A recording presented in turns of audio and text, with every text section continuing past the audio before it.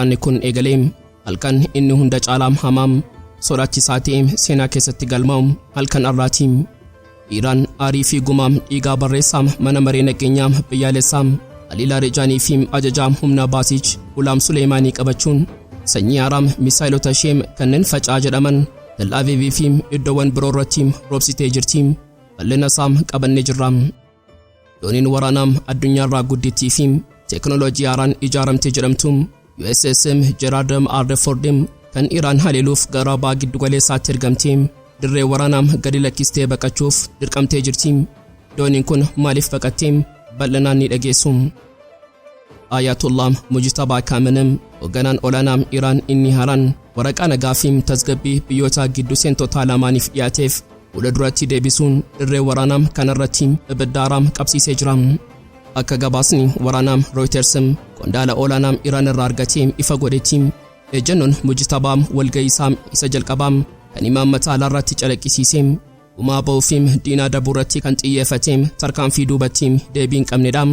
bal'ina isaa qabannee jirra. Magaalaan Dubaay isheen addunyaan akka jannata lafarraa fi iddoo nagaa fi qananiitti ilaaltu har'a bifa haaraa kan sodaa fi dhiphinaan guutame uffattee jirti. Osoo ija addunyaa waraana Iraanii fi Ameerikaa gidduutti dho'ee hordofaa jiru Dubaay isheen kanaan dura siyaasarraa walabaa fi tasgabbooftuu taate har'a handhuura obomboleettii waraanaa keessa seentee jirti. Iccitii lola kanaa yoo xumuraatti nu faana turtan ni dhageessu.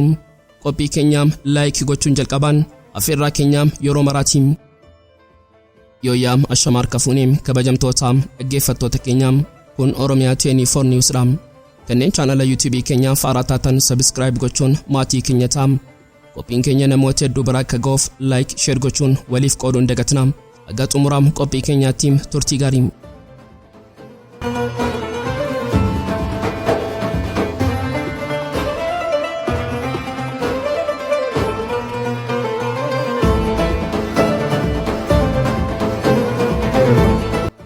kan qibxataa darbeem samiin Israa'el ifaaduutiin osoo hin taaneem bakakkaa Iraaniin dammaqeem erga waraanni kun eegaleem halkan inni hunda caalaamaam sodaachisaa fi seenaa keessatti galmaa'u halkan har'aatiin Iraan aarii fi gumaa dhiigaa barreessaa mana maree nageenyaa biyyaalessaa Iraan Alii Larijaanii fi ajajaa humna Basiij Gulaam Suleeymaanii warra Haleellaa Israa'eliin wareegaman qabachuun sanyii Haaraa misaa'ilota ishee kanneen Faca'aa yookaan kilaastar misaa'ils jedhaman Tel-Aviiv fi iddoowwan biroo irratti roobsitee jirti. Wanti halkan kanaa adda taasisu badhaallii waraanaa guutummaatti cabsuu isaati. Iraan sa'aatii tokkoon dambalii Misaa'elaa Haaraa furguggisaa turte. Misaa'ilonni kunneen keessattuu Koorraam Shaarfoor inni mataa waraanaa toonii 2 baatuu fi misaa'ilonni Faca'aan haaraan warri saffisaa sagalee dachaa 13 qaxxaamuran sirna ittisaa Israa'el Ayiroondomii fi kan Ameerikaa Tiyaadem akka killeem caccabsanii seenanii jiru. Tel-Aviiv guddittii Ramat Gaan Olonii fi Qudsi yookaan Yerusaalem keessatti saayireeniin iyyuu dhiisee sagalee dho'insaan ukkaawamee jira. Magaalaa Holon keessatti misaa'illi Faca'aa tokko gamoorra bu'uun ibidda guddaa qabsiisee jira. Konkolaattonni daandiirraa akkuma qoraaniitti bobaa turan. Ramat Gaan keessatti immoo namoonni 2 battalumatti yeroo du'an aangoonni nageenyaa Israa'el caccabaa gamoo jalaa namoota oolchuuf olii fi gadi fiigaa turan. Ufanni baaburaa kan Tel-Aviiv keessa jirus utummaatti barbadaa'e. Tajaajilli geejjibaa dhaabbatee jira.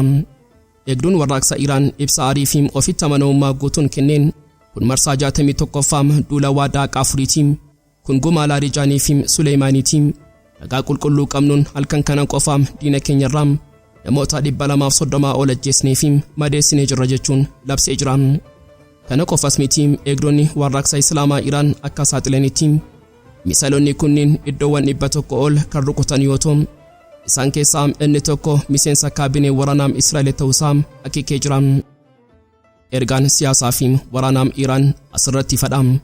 Ameerikaa fi Israa'el Iraan misaa'ila fixatteetti laamsheessineerraa jedhanii yeroo of tuulan Iraan ammoo misaa'ilaa ulfaataa fi teeknooloojii haaraa qabattee ufamni keenya guutuudhaan waraana yeroo dheeraaf qophiidha jechuun diina ishee manuma isaanii keessatti dhiphisaa jirti. Ajajaan humna qilleensaa eegdota warraaqsaa Islaamaa Iraan Jeneraal Majiid Musaawiin tarkaanfiin keenya inni itti aanu saffisaa fi diina kan duguugudha jechuun akeekkachiisee jira. Waraanni kun amma lola mataa kutuu Ameerikaa fi Israa'el geggeessaa jiranii fi lola dhiigsuu Iraan gidduutti geggeeffamaa jira. diinni hooggantoota Iraan yeroo ajjeesuun Iraan ammoo hooggantoota Araam warra caalaatti gara jabeeyyii fi lolaaf onnatan bakka buusaa jirti. Halkan darbe kun Tel-Aviiviif halkan azaabaam yoo ta'u Iraaniif ammoo halkan gumaa fi dhaadannoo ta'e seenaa waraanaa Baha Giddu-galeessaa keessatti galmaa'ee jira. Misaa'elli Iraan yeroo ammaa kana bakka fedhe yeroo fedhetti rukutuuf dandeettii akka qabu addunyaatti mirkaneessee jira. Baha Giddu-galeessaa fi Galaanni Diimaa iddoo Ameerikaan magaalota sibiilaa ishee itti tuulte har'a seenaa salphinaa fi kufaatii waraanaa isa guddaa keessummeessaa jira.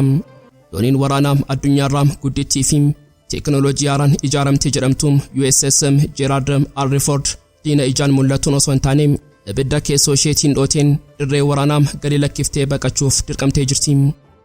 Gaazexaan Wall Street Journal har'a dhugaadhaa fi qaannisaa tokko saaxilee jira. Dooniin waraanaa tun erga torban darbee ibidda cimaan keessa isheetti ka'ee booda hojii waraanaa ishee Baha Giddu-galeessaa addaan kuttee suphaa fatattamaan gara biyya Giriikitti geeffamaa jirti. Ibiddi kun salphaa hin turre. Maddeen waraanaa akka ifa godhanitti ibidda kana dhaamsuuf sa'aatii 30 guutuu fudhateera. Nagamdoonii kanarratti dhiphinaa fi jeequmsaam uumee akka ture agarsiisa. Suphaan ishees yoo xiqqaate torban tokko guutuu fudhataam jedhamee jira. Wanti caalaatti humna Ameerikaa qaanessu garuu haala loltootaam doonii kanarra jiraniiti. Dooniin kun duula Iraan irratti gootuu deeggaruuf bishaan irraa yoo turtellee ibiddi kutaa uffanneetti miicamuu fi qulqullaa'uu keessatti ka'e kun iddoo ciisichaa loltoota 600 ol barbadeessee jira. Har'a loltoonni Ameerikaa warri addunyaa to'annaa jedhan siree dhabanii lafa qullaa fi minjaalarra rafuuf dirqamanii jiru. Raayyaan galaanaa shanaffaa akka ibsetti balaa kanaan loltoonni 2 miidhamanii jiru. Seenaan doonii Gerald R kun seenaa roorroo fi of tuulummaati. Ji'oota 10 galaanarra kan turte yoo ta'u onkoloolessa darbee ministeerri ittisaa Ameerikaa Texas pireezidaantii Venezuelaa Nicolas Maduro irratti dhiibbaa uumuuf gara galaana Kaaribiyaanitti ishee ergee ture. Erga amajjii darbee Maduroon butamee qabamee booda dooniin tun gootummaa sobaatiin machooftee gara Baha Giddu-galeessaatti Iraaniin jilbeenfachiisuuf fidamte. Garuu Iraaniin tuquun dura ofumaa isheetti gubattee dadhabde. Haalli kun yeroo Ameerikaan dhiphinaan waraanaa isa hunda caaluu keessa jirtutti dhufe. Ragaaleen akka agarsiisanitti Ameerikaan humna qilleensaa ishee addunyaa irratti socho'uu danda'u keessaa walakkaa gara Baha Giddu-galeessaatti guurtee jirti. Kun erga bara 2003 waraana Iraaqiin booda walitti qabama humna waraanaa isa guddichadha. Ta'us humni tuulame kun hundi doonii ofii ishee gubatuu oolchuu hin dandeenye. Walumaa galatti dooniin Gerald R isheen Iraaniin barbadeessuu dhufte. Har'aam aara gurraacha ofirratti qabattee loltoota ishee warra lafa rafan baattee dirree waraanaa dhiistee gara Giriikitti baqachaa jirti. Kun Iraaniif mallattoo injifannoo sammuu yoo ta'u Ameerikaadhaaf ammoo salphina teeknooloojii fi dadhabina loltootaati.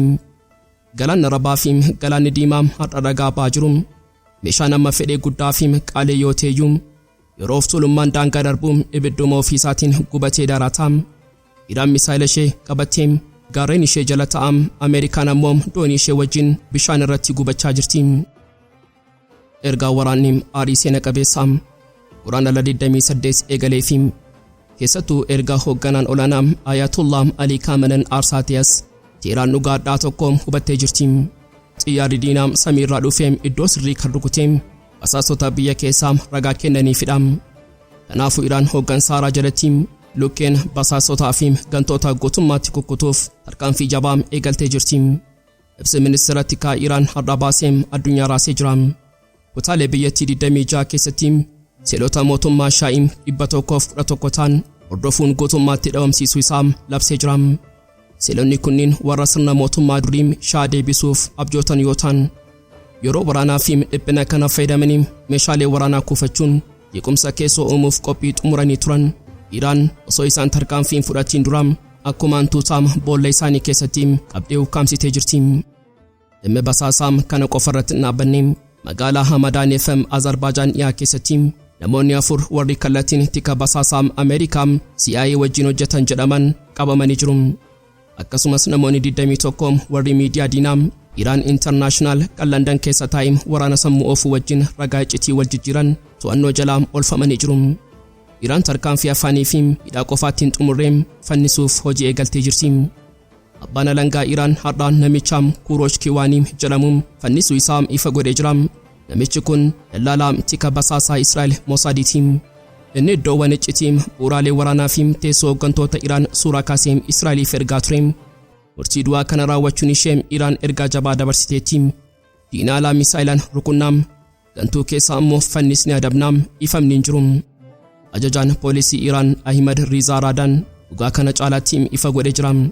Torbanoota muraasa darban keessatti qofaam namoonni 500 ol ta'an basaasummaa fi diinaaf ragaa dabarsuun shakkamanii hidhamanii jiru. Kun sodaa osoo hin taane Iraan keessoo ishee qulqulleessaa jirti.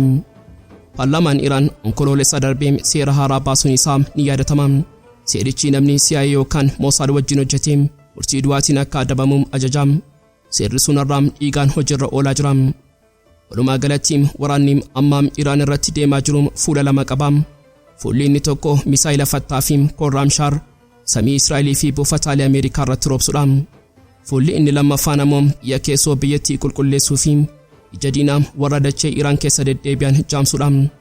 Ameerikaa fi Israa'el Iraanin keessaan diignaam jedhanii abjootaa turan. Garuu Iraan harka ishee isa sibiilaa fayyadamuun ijaa fi gurra diinaa manuma ishee keessatti guurtee dhabamsiisaa jirti. Osoo addunyaan mudhii ishee hidhattee tarii hoogganaan haaraan Iraan waraana kana ni qabbaneessaam gara Xiinxala mariitti ni deebi'aam jettee hafuura qabattee eegduum. Iraan keessaa sagaleen bakakkaam kan kutannoo fi diddaan guutame dhagaamee jira. Ayatullah Mujtabaa Khaamene'ii hoogganaan olaanaa Iraan inni haaraan waraqaa nagaa fi tasgabbii biyyoota gidduu seentotaan dhiyaateef fuula duratti deebisuun dirree waraanaa kanarratti ibidda qabsiisee jira. Akka gabaasni waraanaa Reuters qondaala olaanaa Iraan irraa argatee ifa godhetti ejjennoo Mujtabaam walgahii isaa isa jalqabaam kan imaamata alaa irratti calaqqisiisee gumaa ba'uu fi diinaa dabuurratti kan xiyyeeffate tarkaanfii duubatti deebii hin qabnedha. Ergaan Mujtabaam ifaa fi jabaataa ture. Amma yeroon kun yeroo nagaa miti. Hanga Ameerikaa fi Israa'el jilbeenfatanitti hanga kufaatii isaanii amananii fi badii fidan hundaaf beenyaa nuuf kafalanitti waraanni kun gonkumaan hin dhaabbatu. Kunaasaa dippiloomaasii eeggatu osoo hin taane murtii seenaa fi gootummaati. Inni nagaa kadhachuu irraa diina isaa dadhabsiisee jilbeenfachiisuu filate. Iraan isheen madaa jirtu hooggansa haaraa kana jalatti caalaatti jabaattee diina isheetti ija babaasaa jirti. Gama biraatiin masaraa White House keessatti haalli walxaxaa fi dhiphisaa ta'ee jira. Pireezidaantiin Doonaald Tiraamp guyyoota muraasa dura carraaqqii biyyoonni Baha Giddu-galeessaa nagaa buusuuf godhan of tuulummaadhaan dhiitee ture. Garuu har'a Tiraamp dhiphina guddaa fi qorumsa hamaa keessa galee jira. Sababiin isaa ujummoon dhiigaa dinagdee addunyaa galaanni Hormuz harka Iraaniin guutummaatti cufamee jira. Tiraamp michoota isaa warra Arabaatiin kottaa galaana kana banuun na gargaara yeroo jedhu isaan garuu sodaa Iraaniif jecha lakkii nuti ibidda kana keessa hin gallu jechuun didanii jiru. Ameerikaan naannicha keessatti kophaa ishee haftee jirti. Kun Iraaniif injifannoo tarsiimoom isa guddaadha. Mujtabaan kanaan dura ibsa kenneen galaana Hormuz cufuuf humna qabnu hundaa fayyadamuu qabna. Iddoo laafaam diina keenya hunda rukutuu qabna jechuun ajaja sibiilaa kennee ture. Ajajni kun har'aam hojiirra ooleem dooniiwwan daldalaa fi boba'aa bishaanicharra darbuu dadhabuun gatiin boba'aa addunyaa samii tuqee sodaan qaala'insa jireenyaa fi kufaatii dinagdee addunyaa dhuunfatee jira. Iraan waraana kana qawwee fi Misaa'elaan qofa osoo hin taane kiyyoo dinagdeetiin diina ishee hudhaa jirti. Magaalaan Dubaay isheen addunyaan akka jannata lafarraa fi iddoo nagaa fi qananiitti ilaaltu har'a bifa haaraa kan sodaa fi dhiphinaan guutameen uffattee jirti. Osoo ija addunyaa waraana Iraanii fi Ameerikaa gidduutti dho'ee hordoftu Dubaay isheen kanaan dura siyaasarraa walabaa fi tasgabbooftuu taate har'a nuura bombaleetti waraanaa keessa seentee jirti. Waraanni kun yeroo eegalu Iraan misaa'ilota baalaastikii 260 olii fi dirooniiwwan 1500 ol gara Imaareetii Arabaatti furguggistee jirti. Sirni ittisaa qilleensaa Imaareetii baay'ee isaanii uffiseen jira yoo jedhellee sagaleen dho'insaa samii Dubaay keessatti yeroo hunda dhaga'amu eegalee jira. Magaalaan doolaaraa fi bashannanaan ijaaramte kun har'a sagalee saayireenii fi aara waraanaatiin liqinfamtee jirti. Viidiyoon diroonii Iraan Shahid qarqara galaanaa Almamzad irraa yeroo barrisuu fi xiyyaarri waraana ishee hordofuu agarsiisu baay'ee namoota naasisee jira. Wanti Dubaay adda taasisu uummata isheeti. Uummata Dubaay keessaa 90% lammiilee biyya alaadha. Isaanis kan dhufan gibira malee hojjechuun kanneen jiraachuu fi maallaqa kuufachuuf malee waraana kana keessatti gubachuuf miti. Har'a qondaaltonni baankii gurguddoon abbootiin qabeenyaa fi ogeeyyiin warra dhiyaa da'oo lafa jalaa keessaa dhokotanii xiyyaara dhuunfaa yookaan daldalaa kireeffatanii biyyattii gadi lakkisanii baqachuuf olii fi gadi fiigaa jiru. Hatii fi abbaan ijoollee isaaniitiin sagaleen dhaga'amu kun dho'iinsa waraanaa miti ashuuraa raamadaanaatti jedhanii sobuuf dirqamanii jiru. Dubaay magaalattiin seenaa yookaan eenyummaa dhugaa irratti hundoofte miti. Akka xiinxalaan Riichaard Flooridaam jedhutti Dubaay magaalaa pilaatfoormiiti. Namni asitti dhalatee asitti duufitti hin hidhamu. Iddoo daldalaa fi gabaa qofaam. Lammiileen alaam as jiraatan yoo hojii dhaban yookaan yakka xiqqaa hojjetan biyya ari'amu. Eenyummaa biyyattii argachuun abjuudha. Kanaafuu yeroo waraanni dhufu namni biyya kanaaf du'u yookaan biyya kooti jedhee ofitti isuuf aarsaa kafaluun jiru. Yeroo balaan dhufu hundi isaanii paaspoortii isaanii qabatanii xiyyaara yaabbatu. Iddoon akkanaa yeroo nagaa jannata fakkaata, yeroo rakkoo garuu hoteela qullaata. Haleellaan Iraan kun waan tokko ifa godhee jira. Dubaay dorgommii keessaa ba'uu dandeessi. Riyaad, Istaanbulii fi Duwaan teessoo namoota qabeenya kanaa fudhachuuf qophiidha. Dubaay kana beektee uummanni suuraa dho'iinsaa yookaan miidhaa waraanaa miidiyaa hawaasaa irratti akka hin maxxansineem dhorkitee jirti. Namni kana cabsee ni hidhama. Sababiin isaa maqaa magaalaa nagaa jedhu sanaa tikfachuufi. Walumaa galatti har'a Dubaay gamoo dhaabbatutti madaa jirti. Gamoon Burji Khaliifaa fi kusaaleen daldalaa gurguddoon ni dhaabbatu ta'a. Garuu namoonni maallaqa fidan kanneen magaalaa kanaa magaalaa taasisan baqachaa jiru. Waraanni Iraan dhagaa qofa osoo hin taane ilaalcha nagaa Dubaay daaraa godhee jira. Magaalaan lafee fi seenaa hin qabne yeroo ibiddi itti dhufu akkuma daaraa qilleensaan bittinnaa'uuf deemu fakkaatti. Egaan kabajamtoota dhaggeeffattoota Oromiyaa 24 News qophii guyyaarraaf qabannee dhiyaanne asuma irratti goolama. Kanneen chaanalaa YouTube keenya Haaraa taatan subscribe gochuun maatii keenya ta'aa. Qophiin keenya namoota hedduu bira akka ga'uuf like share gochuun waliif qooduun dagatinaa. Hanga xumuraatti waan nu faana turtaniif galatooma.